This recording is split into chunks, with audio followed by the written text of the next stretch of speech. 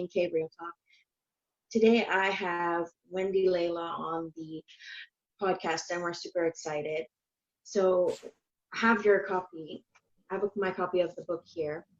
You sent it to me in September, and I've just literally been go. So I'm only about halfway through it, but so far I'm loving it. So why don't you tell our viewers / listeners a little bit about you and how you started in helping women with endometriosis? Sure. Well, firstly, it's lovely to be here. Lovely to meet you. I know that we've communicated back and forth a little bit, so it's nice to be here. Well, I suffered from endometriosis for over 33 years. I had stage 4 endometriosis, adenomyosis, chocolate cysts, adhesions, you name it, I had it all. And about 7 years ago now, it all came to a big head, and I had operation number 5, operation number 6 in pretty close succession, because I'd ended up in accident emergency into the hospital, which had become my second home at that time. I was in and out so often. So operation number 5, they opened me up and said, yeah, you've got 8 chocolate cysts. 1 has burst, and that's why you're in so much pain. And then they just sewed me back up again and hadn't done anything. So I woke up from the anesthetic a little bit hysterical, going, what do you mean you've not done anything? You just put me through that. Sorry about that. We had some technical difficulties there. You were talking about that you had chocolate cysts. Yes, that's right. Operation number 5 unearthed all these chocolate cysts, and then operation number 6, the idea was to have me go in, clean me all up, and get me back up out of my way again. But I just kept getting progressively worse. So even though I'd spent all this money and I had 2 multiple surgeries, my body was just getting sicker and sicker, and I seemed to develop yet more and more conditions, from chronic fatigue to mitochondria dysfunction, over and above the adenomyosis and endometriosis. So I was just in a right mess. So, and then the doctors just literally kind of washed their hands of me. They were like, well, we've done everything we can do. There's nothing else we can do, or we can just give you a complete hysterectomy. But my mother had had endometriosis and had a complete hysterectomy, and endometriosis came back in abundance, and she developed all these other symptoms as well. So I kind of knew that wasn't an option. They were selling it like it was a quick fix and an easy way to kind of get out of the problems, but I knew that wasn't an option. So when I didn't take them up on that, they literally just washed their hands of me. I then just kept deteriorating, ended up bedridden, totally bedridden, incapacitated, disabled, unable to walk, for probably about 2.5, 3 years. It was pretty black, pretty bleak, I have to admit. And then I remember cutting my finger, and this was a pivotal time for me, because I cut my finger and I noticed it was starting to scab over. And I was thinking, well, if my finger's healing, why are my insides not healing? And that's when I started to think I had to do something differently. I had to look at this differently. I started keeping a journal.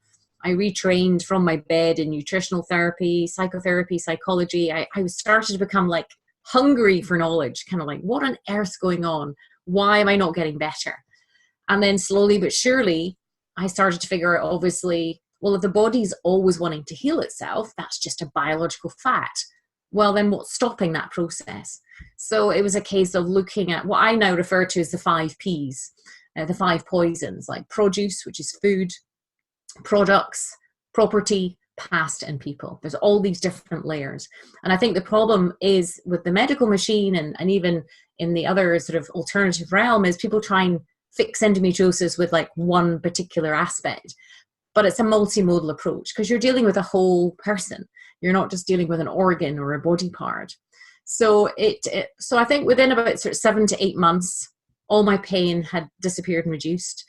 I was starting to really kind of feel better, starting to kind of crack the code. As I say, I kept a journal, so I was making a record of kind of what worked, what didn't work. And then the last thing for me was the chronic fatigue and the mitochondria dysfunction, which took a little bit longer to kind of figure out, just because the mitochondria, for those who don't know, are like little battery packs inside your cells that, produce, they give you oxygen, help you bring in nutrients into the body, and also expel waste. Well, they'd found a radioactive toxin on the membrane of my mitochondria because of all the surgical and all the drugs and everything. So that was preventing these essential elements getting into my body to help it heal. So that took a little bit longer. But that's why I'm so passionate about what I do now. That's why I do what I do now, because I never want, I mean, I suffered for 33 years. And I think what's staggering, and I don't know about you, Kristen, is like how many people suffer for decades. We're not talking just a couple of weeks or a couple of months or even a couple of years. It's like decades. And then, so I wrote my book because I thought I don't want anyone to have to suffer the way that I did. And I sort of shared, I mean, it's maybe about 70% of what I knew, because I've developed things since then. But women were emailing me and saying, I'm getting relief. I'm starting to feel better. And I'm like, wow, that's fantastic. That's all I kind of want, And then some were emailing me and saying, okay, I'm getting some results, but I need more help. And that's why I kind of kept going and kept doing what I do have now. And I've got amazing video testimonials from women who have worked with me personally, going from bedridden out, back to work within about 6 to 7 months, and they're doctors. And I've had 14 babies now as a result of the program. So it helps immensely with infertility, which was I'm still waiting for someone to call their baby Wendy. That would be the ultimate for me. But it's just amazing that actually it's not as, I think people think, and I know I did, it was like a life sentence, this condition. Like that was it. Once you had it for life. And I have to admit, there were times when I felt maybe my family would have been better off without me. And really, what was the point in carrying on? I had such high levels of pain.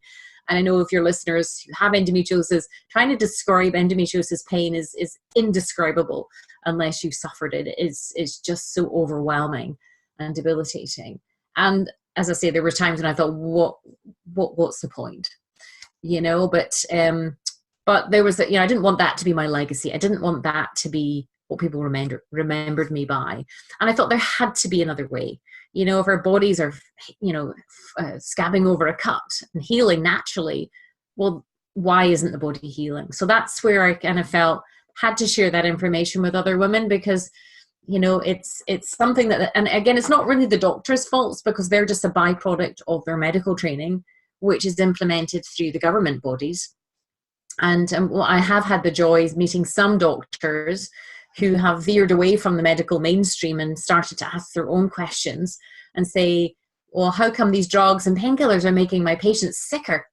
Because ultimately, if your painkillers, drugs, and surgery isn't working for you, well, don't keep taking it, because it's going to make you sicker. So you have to but I didn't know there was another way, because there was nothing there available when I was sick.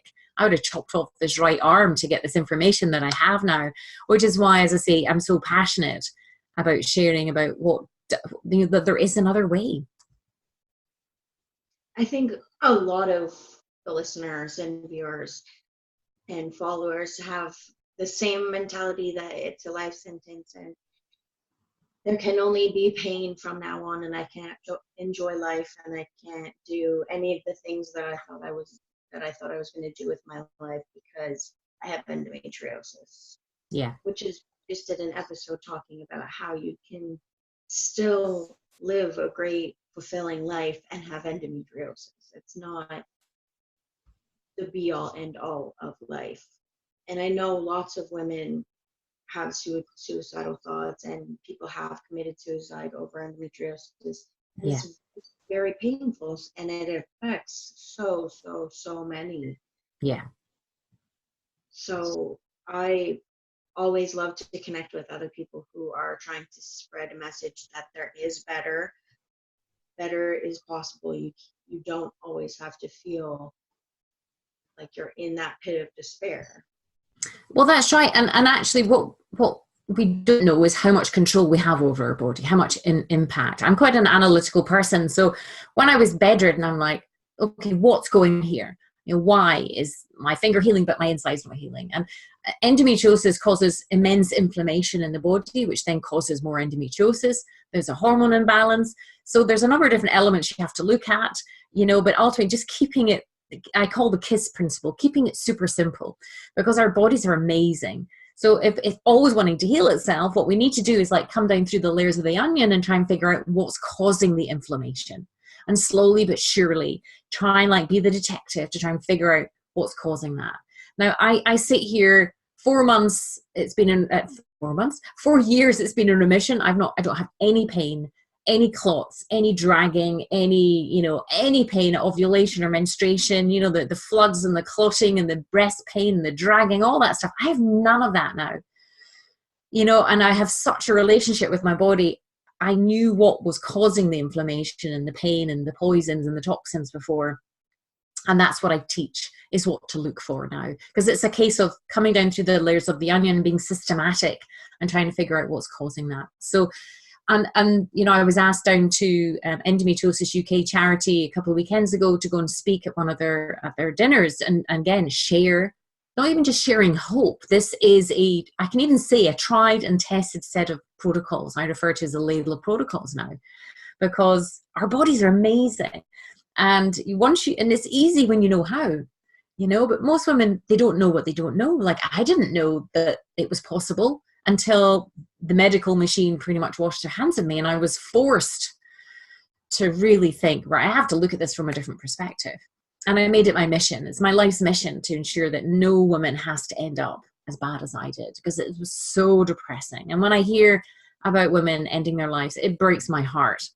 You know, it's like, I need to be doing more. I need to be sharing this message more, because I think, and that's why I give my book out for free as well, because again, it's my gift back to the community to say, goodness sake, if all you do is read the book, you know, and you follow what's in there, that will get you to a certain stage. You'll start to understand the why, because when you understand the why, that keeps you going, searching for the other wee aspects, and it can make a huge difference. And I have to say, my daughter, she's 26 now. And this was the daughter, by the way, that I was told I would never have children. I had only had part of one ovary left and damaged fallopian tubes. So it just goes to show, you know, but what did the doctors know? But she started to show signs like she was going to have endometriosis. But again, she follows my protocols and is totally pain-free and never had any issues. So, and that's kind of where it all started, because I was using these principles on my friends and on my family, and it was working for them too. And that's when, like, I've got to write my book and get this out, you know. So I'm hoping, and actually the community is lovely now, because they're now feeling a boss of their endometriosis, they're calling themselves endobosses, and I love that. It's like being empowered in a new way. And it isn't a life sentence, but nobody's told you, or nobody's given you the pathway for it not to be a life sentence. And it's so debilitating. I mean, when we've all had the doctors who are condescending and look down upon you and kind of like, oh, you must be a hypochondriac and it must all be in your head and you must be kind of, you know, making all this up. And I have joked with them quite sarcastically, saying, do you genuinely think when I was a little girl, my aspirations and dreams was when I grew up, I'm going to be in chronic high levels of pain and bedridden? That is not anyone's dream. So that's why I'm so passionate about what I do. Yeah, I always find it funny, because a lot of people in our community are called hypochondriacs. Yeah. And it's not like we want to go to the doctor once a week and complain. Uh-huh. Yeah, that is not anyone's aspiration at all, to be treated like, you know, you're asking for attention by pretending to be ill. And it's interesting, because when I had the mitochondria dysfunction, I worked with this fantastic woman who was saying it's not hypochondria, it's mitochondria, you know, because our cells are always repairing and duplicating and regenerating. That's just a biological fact. But if you've got all these poisons and toxins from a number of different levels, then it's like the last straw that breaks the camel's back, you know? And I think that's where the education comes in, because a lot of the doctors, and what I hope in long term is to get in front of the medical organizations, the training organizations, and say, look, if you're treating women, we all know of women who are on their 16th and 17th and 18th surgery, you know, and the damage that does over and above like the other organs that are affected and all the drugs. Even recently, they were saying, was it last week, there was these 60 doctors that were imprisoned for overprescribing opioids, you know, these painkillers and things that are highly addictive. You know, that is not something that women aspire to, but they go to professionals in white coats hoping that they're going to be helped. But if these professionals are making their patients sicker, they have a duty of care to either expand their knowledge or, you know, suggest that they try it naturally. I totally agree. I didn't realize how like how much more brain fog I was getting being on opioids, and Yeah. how well, like when my family doctor said, okay, you're just getting more and more pain, you're done with those now, I was like, oh no, I'm not. I can't. But now Yeah. that I don't take them every day, I'll take them like a couple times a month, I actually feel better and my pain is better.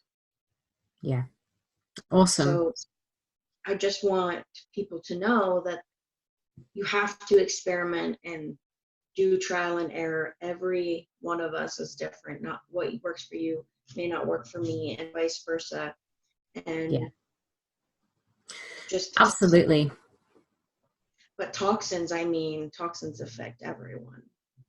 Well, I mean, even exactly, and toxins come in different forms. And I think what I've learned, and I'm still learning, I feel like, oh, you know how they say, like, once you learn stuff, you're just hungry for more. The more you learn, they realize the less you know. But what I have found with the women I work with, like one-to-one, is that there's really strong commonalities between women with endometriosis.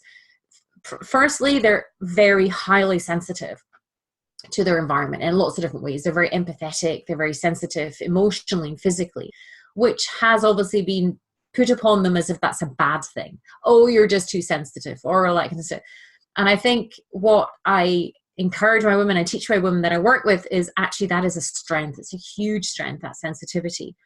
But from a physical perspective, that's just become overloaded. That sensitivity there's just too much toxicity in there from a number of different levels.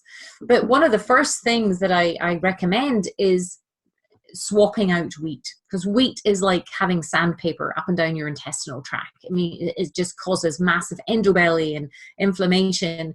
And most women with endometriosis, because they've had painkillers, drugs, and surgery for long periods of time, those themselves have caused all sorts of irritations in the intestinal tract and issues with the liver.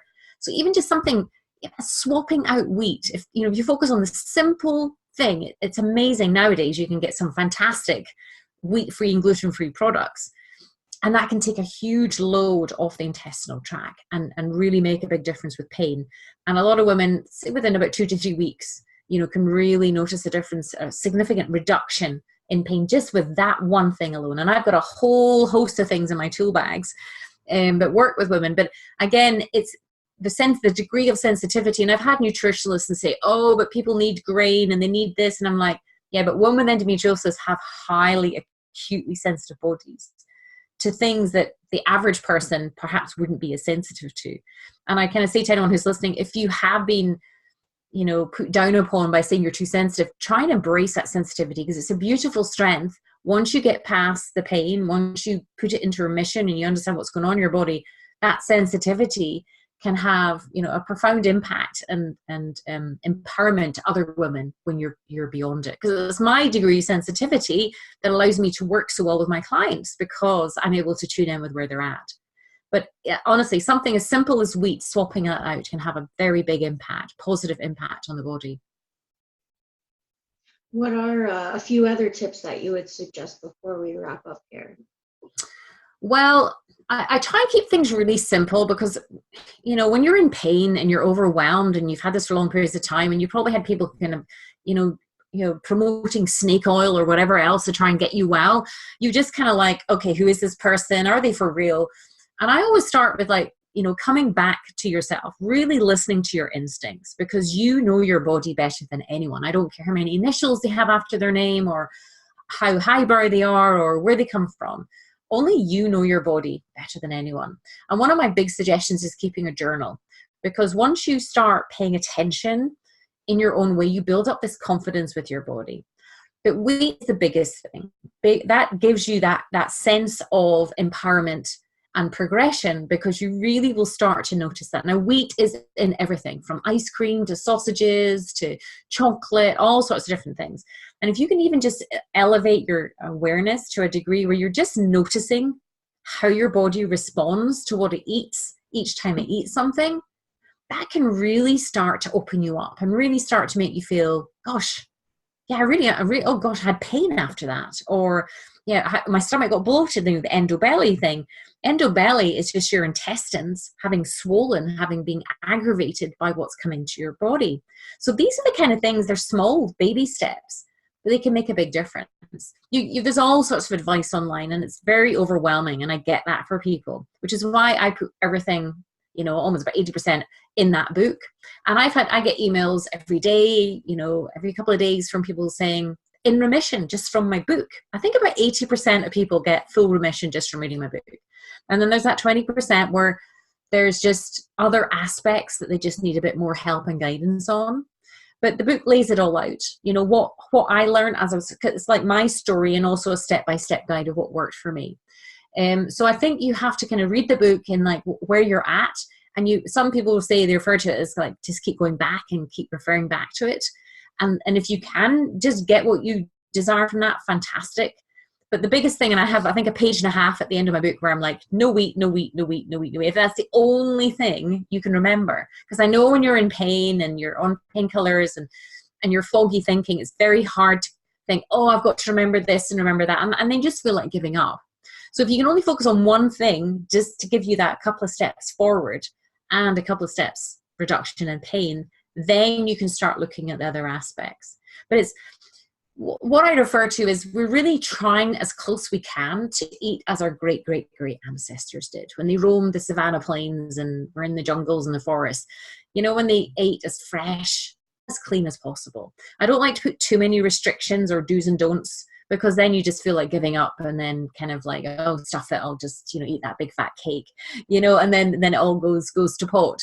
So it's trying to be as kind to yourself as possible, compassionate to the fact that this was not something you chose. This is not your fault. You didn't know what you didn't know. But if you start with food first as the produce on one of the 5 Ps, and then you look at products, and again, slowly just do one thing at a time, then you start to build momentum. And that's when it's just awesome. And you're bracing yourself for your next menstrual cycle, and you're going, oh, nothing happened, no pain. Is that right? Is that normal? Having been used to pain like for decades. So if you start even just with wheat and just have an experiment with yourself, say, oh, was that Wendy just on something? She got some truth there. Is that going to work? Just avoiding wheat, swapping it out. Don't use the word stop something, just swap it out with something else. So swap with the gluten-free and the wheat-free. And there's brilliant recipes, and there's stuff on Amazon that you can get delivered to your door. There might be things you don't like. Well, keep swapping out until you find something that you do like. And even if you just try that one thing, that can have a really big impact. And then once you've got that reduction in pain, you can start to think again. And then you can look at the other aspects and just keep getting to the point where you have such a great relationship with your body that you know all these different aspects, that how they help heal it, help support doing it what it always wants to do, and also just get it away from what's toxic. Definitely, I couldn't agree more. I always tell everyone, be your own advocate and listen to your body. No one else is going to know what's going on in your body. Absolutely. And of course it's counterintuitive, isn't it? Because when you're in pain, the last thing you feel like doing is listening to your body. You're wanting to run away from it. But if you, and it's interesting what you were saying about, your painkillers, like the fact that you're off them, because actually I got to the point where I was thinking they're not dulling the pain. I was on 36 painkillers a day and double doses of morphine at one point, and nothing was dulling the pain. And I got to the point where I couldn't think. So I remember just when I was in hospital, I was in hospital for about 3 or 4 weeks. And I remember just putting the painkillers in my handbags. I'm like, it's not dulling the pain, but what it's doing is stopping me from thinking and causing other issues. So just starting to kind of slowly and gently listen and see what's happening in your environment and how it's affecting your body can produce a lot of interesting information. Yeah, it's so true. Definitely journal. That will be everyone's mission for this week, is to start journaling, just to see how certain foods are affecting you, certain activities are affecting you, certain people are affecting you. Yeah. Just take a look at your environment and see how you feel. Yeah. If you guys want a copy of Wendy's book, we'll put my referral link in the description. And if you guys have any questions for Wendy and want her to be on another episode, you can pop those questions in the comments. And thank you so much for being on, Wendy. Oh, thank you very much for having me. It was great to meet you. And yeah, I hope that this is not only just a message of hope, but actually hope along with action that can really make a positive difference for your listeners. There is hope, even though people may feel lost, and both of us have felt that way at some point. Yeah. There is better is possible. You can feel somewhat like a normal person again. Well, that's right. If somebody said to me like 7 years ago that I'd be sat here now doing what I'm doing and I have zero pain, zero symptoms, in remission with adenomyosis as well, I'd have like said, get on your bike. No way, because that's what I had been conditioned to believe, that it was a life sentence. And the doctor said, you know, washed their hands of me, and they were like, oh, you're a hypochondriac, it's all in your head, there's nothing we can do, you're making this up, you're stuck with it. Wow, you know. So if I can come from those depths of despair into that, from that level, then anything's possible. Just never, ever, ever, ever give up. And that's the message. I love that message so much. Mm-hmm. Never give up. We will see you guys next week on a new episode of K&K Real Talk. If you want to look for, if you would like to message me or look for any of our social media outlets, you can go to endometriosisme.com, or you can message me on the Facebook page endometriosisme.com. Thank you, and I will see you next week.